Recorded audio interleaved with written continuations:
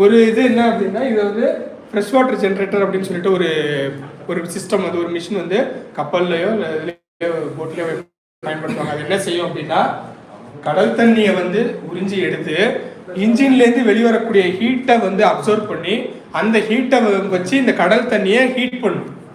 Heat பண்ணும்போது அது என்ன செய்யும் அப்படின்னா அதில் உள்ள அழுக்கு, உப்பு இது எல்லாமே வந்து ஒரு ஸ்டேஜில் படிஞ்சிடும். இந்த நீர் மட்டும், சுத்த நீர் மட்டும் அது என்ன செய்யும், ஆவியாக மாறி வேற ஒரு டியூப்பில் அப்படியே ஃப்ளோ ஆகும். இந்த ஃப்ளோ ஆகிற டியூப் மேலே மறுபடியும் அதே சீ வாட்டர், நல்லா கூலிங்கான வாட்டரை அனுப்பும்போது என்ன செய்யும் அப்படின்னா அந்த ஆவி வந்து என்ன செய்யும், இந்த கூலிங்னால நல்ல தண்ணியாக மாறும்.